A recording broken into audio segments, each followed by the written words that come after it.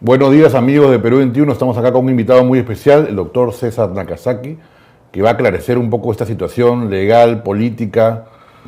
Buen día, doctor Nakazaki, ¿cómo le va? ¿Qué tal? ¿Me escucha? ¿Todo bien? Perfecto, Perfecto. perfecto. Bueno, empecemos. ¿Está usted, es que he escuchado que se comenta que hay algunas omisiones en este pedido de previsión preliminar, en el caso Valkyria Jericó? En efecto, luego de haber estudiado el auto de detención preliminar, encuentro una grave omisión porque el requisito fundamental para dictar una detención preliminar, que entiendan todos, es privar de la libertad a una persona que ni siquiera está procesada, es diligencias preliminares. Entonces, la única justificación para poderlo privar de la libertad es actos de investigación indispensables que solo pueden llevarse a cabo con la persona detenida. Revisado el auto de detención preliminar, no encuentro ningún fundamento sobre algún acto de investigación que tenga necesariamente que realizarse solo estando el hermano de la presidenta Boluarte o mi colega Mateo Castañeda o las otras personas detenidas. Ese es el error más grande, la falta de señalamiento del acto de investigación indispensable. Claro, se hace énfasis, como usted dice, en la gravedad del delito, en el daño sufrido por el Estado, pero lo que se debe hacer énfasis es, en este caso en particular, en cuál es el requisito, el peligro procesal que le llaman, ¿no? La indispensabilidad de los actos de investigación, que es un requisito aparte. Aparte del peligro procesal, yo tengo que señalar, Dos requisitos. por ejemplo, ¿no? El caso, por ejemplo, yo tengo que ingresar a la casa a buscar documentos y la única manera que lo logre es estando detenida la persona. Entonces yo le justifico como fiscal al juez, mire, estos son los actos de investigación pendientes y solo se podrían llevar a cabo si está detenido el sujeto. Esa indispensabilidad de la detención para poder investigar no está establecida en el auto. Esa es la omisión principal y la otra debilidad es el peligro procesal, como bien señalas en tu pregunta. El peligro procesal también lo veo débil. Creo que la sala no me sorprendería porque tranquilamente podría revocar el auto de detención preliminar. Sin embargo, soy consciente que la tendencia del 100% de las apelaciones de detenciones preliminares, más del 70% se confirman. Ahora, son 10 días la preliminar y van a pedir probablemente preventiva. Por supuesto, porque la detención preliminar exige que acabado el plazo de la detención preliminar, inmediatamente el fiscal tiene, uno, formalizar la investigación preparatoria, abrir proceso penal y decidir si hace requerimiento de prisión preventiva, porque no necesariamente, ojo, esto es muy importante, puede haber detención preliminar y el fiscal se da cuenta que no hay un caso para abrir proceso o requerir prisión preventiva. Pero la práctica enseña que donde el fiscal ha logrado una detención preliminar, intentará sin duda una prisión preventiva que tiene exigencias mucho mayores y veamos si es que la fiscalía puede cumplirlas. O sea que es probable que apelando se pueda revertir eso, en el caso de esto de Nicanor y de Castañeda. Existe esa probabilidad. Por razón jurídica debería ser así. Por tendencia, no. Porque la tendencia, como insisto, es a confirmar las detenciones preliminares y muy pocas detenciones preliminares se revocan. Pero a pesar de que el porcentaje es poco de que se revoquen, encuentro razones para que así suceda si es que un tribunal igualmente lo determina. Claro. Ahora, ¿por qué la tendencia es tan común? Porque incluso se ha visto incluso que a veces se hace un copy-paste, ¿no? Bueno, en este caso, la primera acción fue con Carguancho, me parece, ¿no? ¿Por qué es tan común esa tendencia, según usted, en los jueces? Porque jueces lo sacas por muy, indicativos muy claros, Carlos. Hay mucha jurisprudencia sobre prisión preventiva, casi nada, por no decir nada, hay sobre detención preliminar. Hay muchas obras jurídicas sobre prisión preventiva, casi nada hay sobre detención preliminar. Parece ser que consciente o inconscientemente, como son algunos días de detención, piensan fiscales y jueces que como son algunos días de detención, no es algo tan grave y por tanto no tienen que ser tan estrictos en la respeto a la Constitución y a la ley, lo cual por cierto es un craso error. Un solo minuto de privación de la libertad indebidamente injustificado o no justificado es una situación grave para la justicia penal. Ahora, usted también ha comentado que le parece un error de estrategia los reclamos de Castañeda sobre temas como Morán y no centrarse en el tema que nos convoca, que es si hubo ofrecimientos de protección y de mejora o no. Bueno, eso efectivamente, un detenido tiene derecho a protestar si se violan sus derechos fundamentales, eso no hay ninguna duda. Incluso así esté con mandato de incomunicación, si el detenido incomunicado ve que sus derechos fundamentales son violados, tiene derecho a protestar, a reclamar. Pero lo que a mí me preocupa es que veo que el reclamo solo queda a nivel mediático, se comunican por la prensa los comunicados, las cartas, pero no tengo información que eso se haya plasmado como exige la ley. Acciones de tutela ante el juez de garantías. Al juez de garantías es el que hay que pedirle, hay que reclamarle la violación de los derechos fundamentales, no al ministro del Interior. Claro, hay esta necesidad por politizar. Probablemente él piense que también todo está politizado, ¿no? Entonces ya en ese nivel se politiza la respuesta también, ¿no? En fin, estamos suponiendo, ¿no? Ahora. Claro, pero lo que hay que prepararse es para enfrentar un probable requerimiento de prisión preventiva. Ahí es donde hay que ir preparando la defensa desde ahora. Un abogado tiene que analizar, ¿me van a pedir prisión preventiva? Sí. ¿Cómo la voy a enfrentar? Y por tanto los días de la detención preliminar son para preparar mi defensa frente a un requerimiento de prisión preventiva. Eso es lo que entiendo deben estar haciendo. Mateo Castañeda es un abogado de mucha experiencia y en su momento un fiscal muy solvente, por cierto. Eso es lo que sorprende mucho, ¿no? Un fiscal supremo, yo lo he conocido, creo que usted, no sé si es su amigo o era conocido o muy cercano, pero sorprende, digamos, que haya caído en una situación de este tipo, ¿no? Más allá de los detalles, digamos. De ser cierto, porque estamos a nivel de hipótesis todavía, de ser cierto que él llevaba los encargos de la presidenta de la República para ofrecer mejoras a los policías a cargo de la investigación, a Vica y a Colchado, es evidente que le falló completamente el cálculo, más aún requiriendo a Morán, que es maestro de estos, formó este grupo de policías especializados en investigaciones. Sería un gran error porque habría pasado la línea fronteriza. El abogado puede hacer todo por su cliente, incluso tiene que morir con su cliente, pero siempre y cuando se trate de utilización del derecho, de medios legales. Cuando hay un medio ilegal, el abogado lo que tiene más bien es obligación de renunciar al caso y apartarse de la defensa. Eso usted ha aclarado bien, ¿no? Que digamos, cuando el abogado ve algo que es ilícito, expresamente ilícito, debería, y eso quizá debió estar en la carta, expresar ponerse al costado, ¿no? Renunciar al caso, digamos. Si a mí el cliente me dice, oye, quiero realizar un soborno, quiero un negocio ilícito, el Código de Ética Profesional que rige para todos los colegios de abogados del Perú regula la institución de la renuncia obligatoria, renuncia facultativa, y causa de renuncia obligatoria o forzada es el tomar conocimiento que el patrocinado está realizando actos ilícitos, más aún si se los propone al abogado. Ahora, este pedido de incomunicación es común porque él dice que también por su lado se insinúa que es irregular también. No, siempre las detenciones preliminares van acompañadas con la incomunicación, incluso dentro de los mismos detenidos, porque una estrategia conocida de la Fiscalía de hace mucho tiempo es promover detenciones preliminares para tratar de, estando en esa situación, generarse colaboradores eficaces o testigos protegidos, ¿no?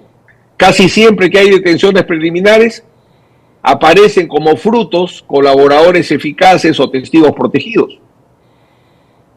Para eso es la incomunicación. Ahora, del lado de Mateo también se ha deslizado o se ha dicho que ha habido una inducción, ¿no? por un lado dicen, claro, quién llamó primero, hay esta idea de quién llamó primero, pero no solo eso, sino que se insinúa que hubiera habido una especie de ofrecimiento del otro lado para poder inducir al delito. ¿Hay algo de esto? Pero eso yo lo veo inviable completamente porque estamos hablando de un fiscal superior que muchos años ha estado en crimen organizado, que sabe perfectamente diferenciar lo lícito o lo ilícito, y no veo forma como lo hayan provocado para que él termine ofreciendo favores de la presidencia de la República a cambio de archivos, a cambio que le den la razón en peticiones. Más bien es impensable que un abogado de tanta experiencia aparezca realizando ese tipo de actos. Por eso, o es mentira, para bien de Mateo Castañeda, o es verdad y lamentablemente cruzó la línea que no puede cruzar jamás un abogado. O sea, por más que el agente encubierto hubiera insinuado o inducido, estamos suponiendo, ¿no? Alguna posibilidad de llegar a un acuerdo, igual él tiene la responsabilidad, por supuesto, Castañeda en este caso sería de hacer el ofrecimiento. De acuerdo a los hechos como presentan los agentes encubiertos, es muy difícil, como insisto, porque primero hay quien está decidida a favorecer a los policías que están a cargo de la investigación es la presidenta de la República. O sea, quien le da el encargo es la presidenta de la República. Y eso es para que el abogado esté 100% concentrado si el encargo del presidente de la República es un encargo viable o no que el abogado puede realizar. En segundo lugar, un abogado tiene muy claro que, y sobre todo un abogado que ha sido fiscal, tiene muy claro que no hay forma, le hayan dicho, él haya sido arrancado de él, haya sido por sugerencia de otro, un abogado no puede decir, quiero por favor que este caso pase a otra fiscalía y yo logro que te asciendan. O tú dame información a mí y yo logro que no te destituyan de la policía. Es claro que un penalista con varios años de experiencia sabe que está en una actuación ilícita ahí, que linda con el delito. Claro. Así que lo del agente provocador no veo cómo pudiera encuadrar, salvo que sea mentira todo lo que se le atribuye a Mateo Castañeda y ojalá fuese así por su bien, ¿no? Claro. Sí, porque hay unos abogados que también decían que esto de agente provocador o instigador, ¿no? Como creo que fue Caro Coria, en fin, pero en todo caso es bueno aclararlo, como usted dice, ¿no? Que más allá de eso, él iba, según la hipótesis, en representación de la presidenta, además, ¿no? Definitivamente, porque no es que, el relato no es que le sugieren para que a él se le ocurra. Por ejemplo, ¿no? Cuando él pone en la carta, Morán me dijo a mí que a ver si yo podía favorecerlo en ciertas contrataciones. Ahí es un tema concreto de Mateo que él refiere que no ha aceptado. Pero en el caso que nos comentan los agentes encubiertos, es un caso donde aparece él como representante de la presidenta de la República, no para hacer un acto de defensa, sino para ofrecer, según lo que nos narran, ofrecer la influencia de la presidenta de la República a cambio de ciertos logros en la investigación. Eso no puede ser inducido, no puede ser provocado, tiene que ser por convicción. Claro, quizá lo más serio, usted coincide, o no sé si está de acuerdo, en que esa reunión donde está la presidenta en presencia de su hermano, según la hipótesis que narra Morán y que narran, sería la parte más complicada para la presidenta, por lo que se dice ahí supuestamente. Bueno, son varios los actos de la presidenta, ¿no? Desde el momento de la desactivación del equipo especial de policías, justo cuando se iba a ejecutar un operativo contra su hermano, el hecho de la carta del ministro, de en vez de justificarse, amenazar que iba a investigar a quienes crearon al equipo especial, el hecho de haber llevado al jefe de la DIVIAC a Palacio de Gobierno, cuando no hay esa reunión, la presidenta no tiene por qué reunirse con el jefe de la DIVIAC, no tiene ninguna justificación jurídica esa reunión. Y hay que agregar a que efectivamente una reunión en un estudio con el exministro Morán, que no tiene absolutamente nada que hacer, ni con la función de la presidenta, ni con las investigaciones, para hablar con un policía que sí ha participado en las investigaciones, esa reunión es absolutamente inconstitucional porque viola a la presidenta de la República su deber más bien de máxima abstención. Ella no puede interferir. Ella tiene la obligación constitucional de no interferir en la administración de justicia, sino más bien de apoyarla. Claro, ni directa ni indirectamente. Claro. Correcto, correcto. Claro. Ahora, ¿cuál podría ser el escenario? Bueno, se abren varias posibilidades, obviamente, ¿no? Pero usted cómo ve, según el desarrollo que hemos tenido de las cosas, ¿no? Legalmente. La preventiva es casi un hecho que se va a pedir, ¿no? El requerimiento de prisión preventiva, formalización de investigación preparatoria y requerimiento de prisión preventiva, yo lo ubico en un 80-90% que se va a pedir para todos quienes fueron detenidos.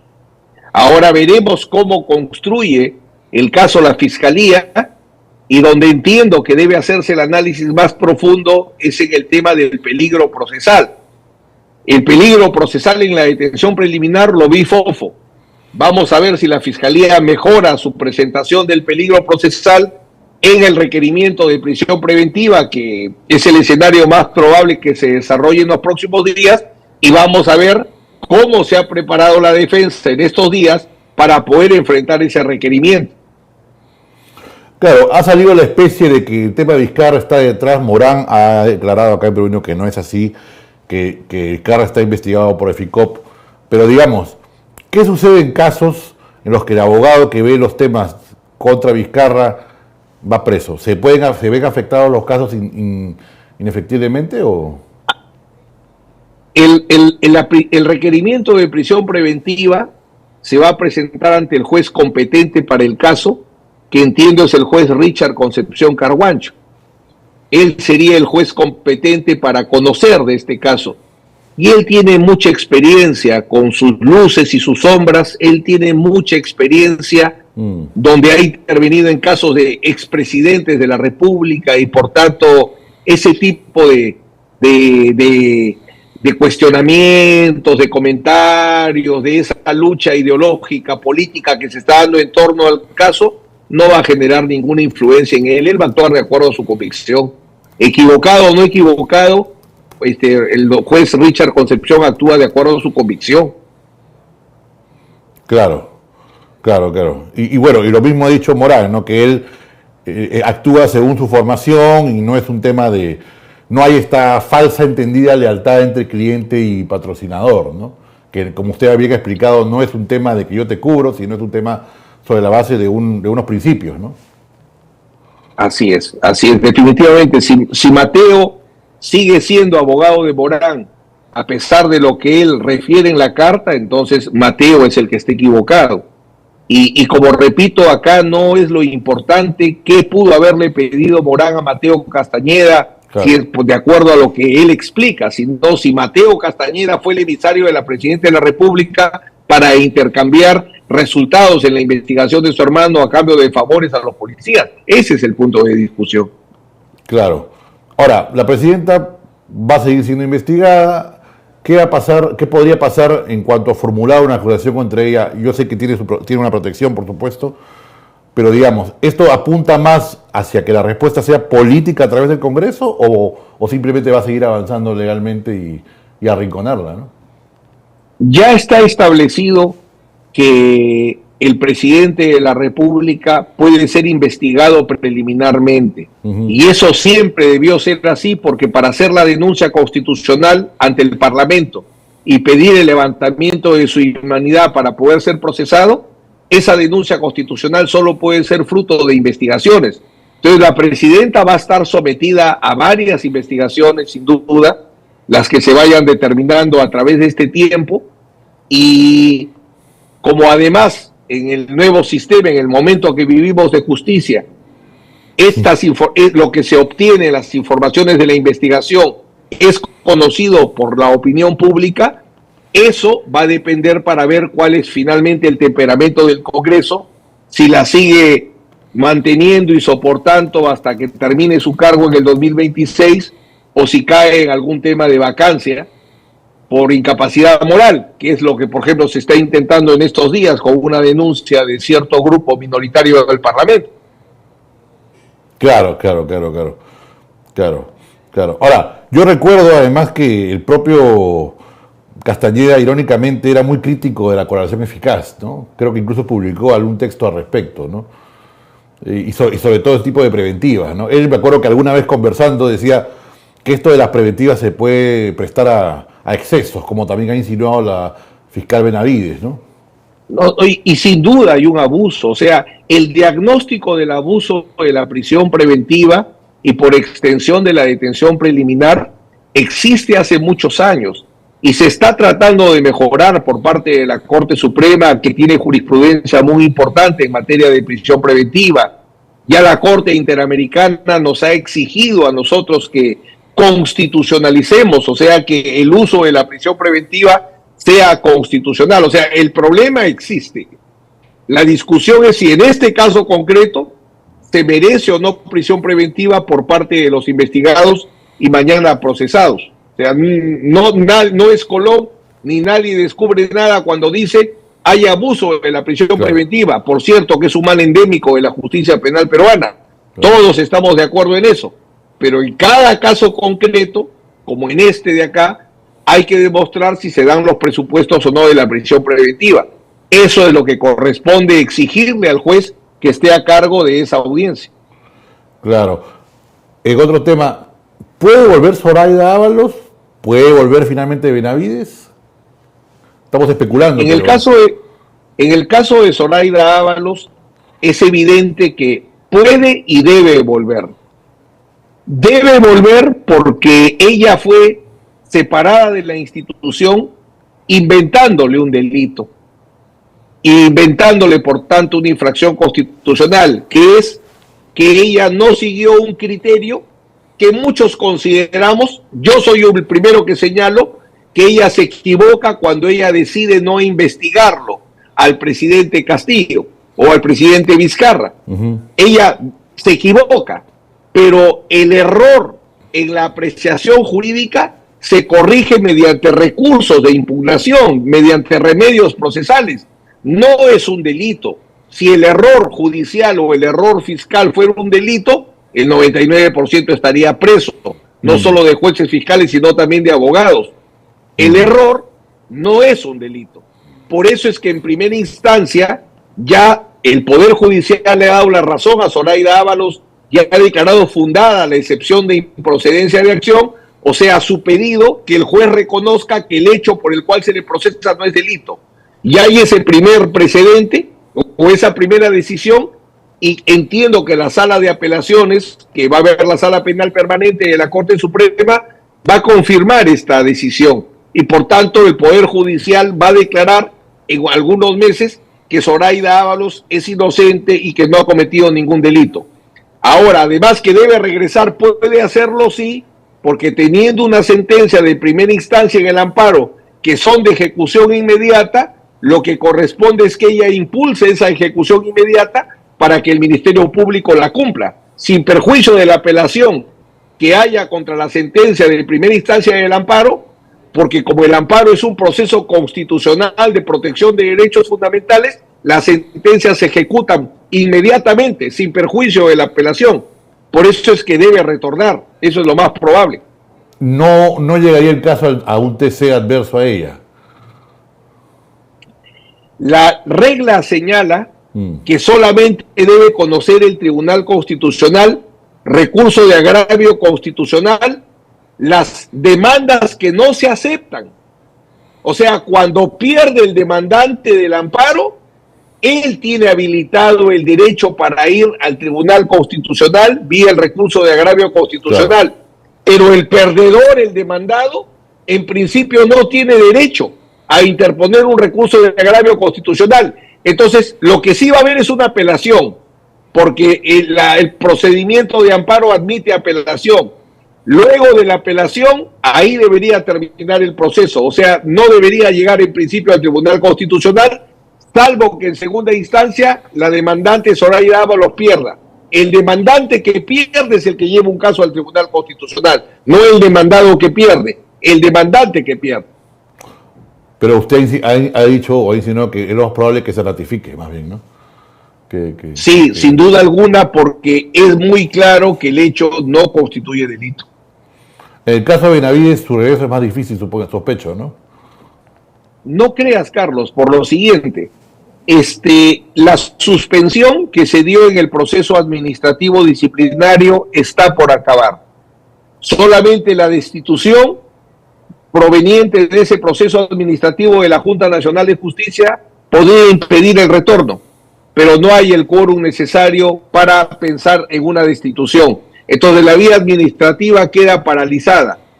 Y en la vía penal, este pedido que han hecho de un requerimiento de una medida cautelar de suspensión del ejercicio de la función pública, mi proyección es que va a ser rechazada por el Poder Judicial por dos razones muy concretas. A nivel de diligencias preliminares, no se pueden pedir todas las medidas cautelares que señala el Código Procesal Penal, sino solo las que expresamente están permitidas, por ejemplo, la detención preliminar. Pero la medida de suspensión del ejercicio de la función pública, la ley solo la reconoce para los procesos penales, no para las diligencias preliminares. O sea, tendría que haber un proceso penal abierto para pedir una medida cautelar de suspensión del ejercicio de la función pública. En diligencia preliminar la ley no lo habilita. Esa primera razón para que se niegue este pedido de la Fiscalía Suprema. Y la segunda razón es que una medida de suspensión del ejercicio de la función pública por la gravedad que tiene exige un estándar probatorio de sospecha fuerte de la comisión de un delito. O sea, buenos elementos de prueba que hagan probable que se ha cometido un delito. Y eso no lo puede lograr la Fiscalía porque hace unos días, cuando pidió el impedimento de salida del país, que tiene un estándar probatorio mucho menor, porque es una medida cautelar menos grave que la suspensión del ejercicio de la función pública, la razón que dio el Poder Judicial para no dar el impedimento de salida es que la Fiscalía no había reunido prueba suficiente todavía para pedir y lograr un impedimento de salida. Entonces, si no hay pruebas para impedimento de salida, si no hay una sintomatología para darte un antibiótico, menos voy a darte una cirugía, ¿no es cierto? O sea, la sintomatología es la que justifica el tratamiento médico. Igual acá, si no hay pruebas para un impedimento de salida, menos hay pruebas para una suspensión en el ejercicio de la función pública. ¿Quién volvería entonces si es que coinciden ambos retornos? O no sé. Yo creo que ella regresa, pero la Junta Nacional, perdón, en este caso la Junta de Fiscales Supremos está en condiciones de decirle, correcto, regresas a la institución, pero no te mantenemos como fiscal de la nación. Es más, yo pienso que ella misma debería propiciar para poder estar tranquila en el Ministerio Público, ella ejerciendo su condición de fiscal suprema en el cargo que le toque, pero fiscal de la nación no es posible que continúe siendo, dada el número de investigaciones y la gravedad de los temas por los cuales se investiga. El caso de la Junta Nacional de Justicia parece que va a quedar ahí en 5 de 7, ¿no? No hay mucho que hacer ahí. La Junta Nacional de Justicia, mientras que no tenga la recomposición de todo su pleno, no va a poder analizar el tema si procede una destitución o no. Con los 5 integrantes actualmente no van a lograr una decisión de destitución. Tendría que recomponerse la Junta Nacional de Justicia si es que no termina finalmente siendo desactivada y reemplazada por la Escuela Nacional de la Magistratura, que es el proyecto de ley que viene llevando adelante el Congreso de la República, que lo viene trabajando. Sí. Que la Junta Nacional de Justicia sea sustituida. Claro. Para cerrar, doctor, la otra vez hablamos de Fujimori y me voy a hacerle una pregunta. Usted explicó muy bien el tema de su situación legal, ¿no? Sobre una posible incluso candidatura y todo eso. Ahora, me hicieron una pregunta que le haga. El tema de su postulación al Senado japonés, ¿eso no afecta su postulación si es que hubiera una postulación peruana? Jurídicamente no,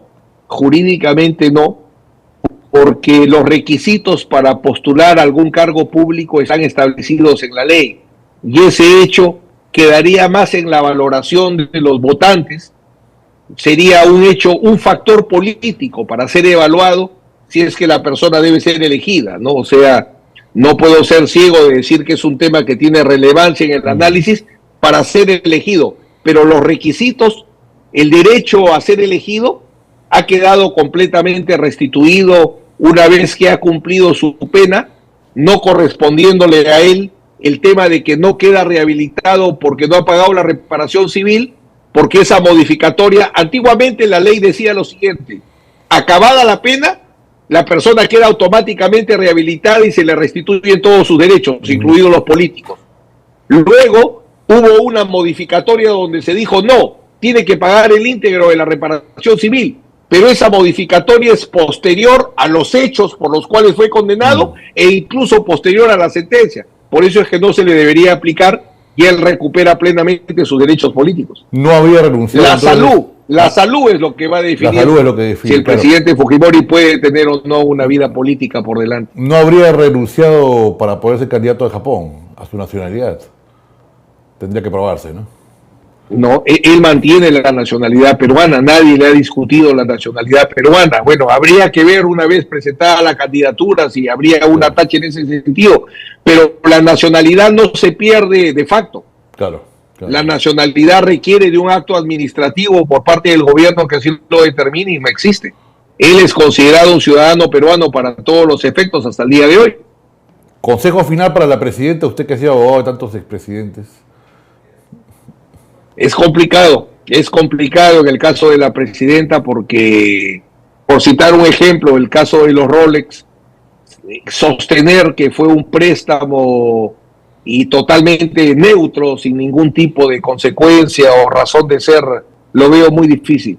Creo que ella enfrenta una situación muy compleja, los casos de las muertes, entonces por la violencia generalizada y sistemática que vivió el país. Entonces creo que el escenario post-presidencia de la República va a implicar tener que enfrentar varias causas penales. Gracias por su tiempo, doctor Nakazaki, siempre es muy interesante escucharlo. Eso fue todo, amigo. Gracias también. El doctor Nakazaki siempre ilustrándonos. Gracias por su sintonía.